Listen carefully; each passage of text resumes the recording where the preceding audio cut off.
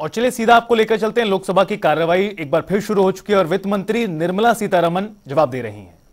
का situation, eurozone का situation, UK का सिचुएशन, और आप सब मीडिया में 2 दिन पहले देखे होंगे कि यूएस का डाउनग्रेड हुआ और उसके कारण उनके स्टॉक मार्केट में उथल पुथल होने लगा।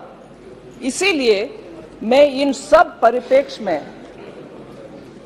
ऑनरेबल स्पीकर सर आपसे विज्ञप्ति करती हूं कि भारत के इकोनॉमी को एक बार हम इस नजरिया से देखते हुए भारत के इकोनॉमी का हालात को समझना चाहिए।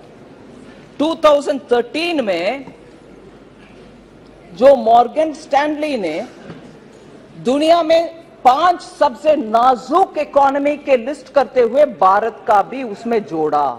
2013 India was declared as a fragile economy. उसी मॉर्गन स्टैनली आज भारत को अपग्रेड करते हैं, भारत को हायर रेटिंग देते हैं। सिर्फ 9 साल में इतना एकदम खराब और फ्रजाइल परिस्थिति में जो इकोनॉमी गिरावट हमारी हुई, उससे निकलते हुए हमारे सरकार की पॉलिसी के वजह से आर्थिक सुधार हुआ, कोविड के बावजूद भी सुधार हुआ और आज हम देश सबसे फास्टेस्ट ग्रोइंग इकोनॉमी है। और हमारे रियल जीडीपी ग्रोथ 7.2 2022-23 में हुआ and it is projected to grow at 6.5% in 23-24. These are projections given by not just one agency, several global agencies, and our own RBI's projection is also saying this. So सबसे बड़ा, सबसे fastest growing economy और upgrade किए गए economy, जबकि US हो, China हो, सबका डिग्रेडिंग, डाउनग्रेडिंग हो रहा है। So India is in a rare position, sir, of being optimistic and positive for its future growth. Sir, ये सब कैसे हो पॉसिबल हुआ? 2014 से प्रधानमंत्री मोदी जी ने सबका साथ, सबका विकास, सबका विश्वास और सबका प्रयास के रास्ते पे चलते हुए हमारे पॉलिसी को इतना सुधारा जिसके वजह से कोविड का संकट भी क्यों ना हुआ, हम उससे पार करते हुए आज रिकवरी के रास्ते पर सबसे तेजी गति में आगे बढ़ रहे हैं। इससे पहले सर, जनधन योजना सबके साथ का उदाहरण मैं बोलने वाली हूं।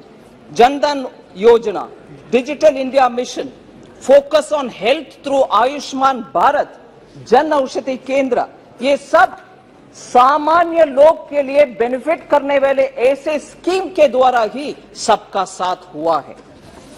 मगर इससे पहले हम सुनते थे गरीबी हटाओ, बार बार 6 दशकों से हम सुन रहे हैं गरीबी हटाओ। सचमुच में हटाया गया क्या? नहीं। अभी आप देख रहे हैं हम क्लियरली पॉवर्टी को कम करने में सफल देख पा रहे हैं और भी काम बाकी है। सो यूपीए सरकार ने एक पोस्ट डेटेड चेक देते थे।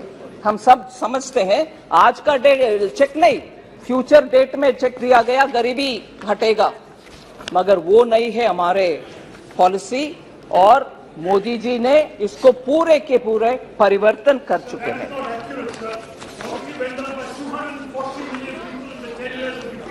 मैं जवाब देती हूं सर, उसका भी देती हूं जवाब। सर, ये बदलाव कैसे हुआ? भाई बैठो यार। सर, ये परिवर्तन कैसे हुआ? There is a transformation in our governance. वो ट्रांसफॉर्मेशन से वो ट्रांसफॉर्मेशन मैं सिंपली समरी करना चाहती हूं, मगर डिटेल भी बोलूंगी। वर्ड्स लाइक बनेगा, मिलेगा, ये सब हो गया। अभी अब वो नहीं है। जनता आजकल क्या उपयोग कर रहे हैं? बन गए, मिल गए और आ गए, यही हो रही है शब्दावली। मैं उदाहरण के लिए बोल रही हूं। यूपीए के समय बिजली आएगी करते थे लोग, अभी बिजली आ गई।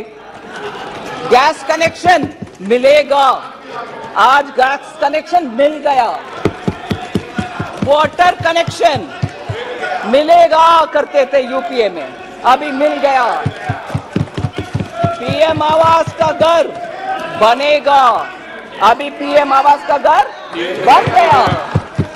टॉयलेट्स बनेगा करते थे, अभी टॉयलेट्स बन गए। गांव में सड़क बनेगा बोलते थे, अभी गांव में सड़क। हाईवेज बनेगा करते थे, अभी हाईवेज।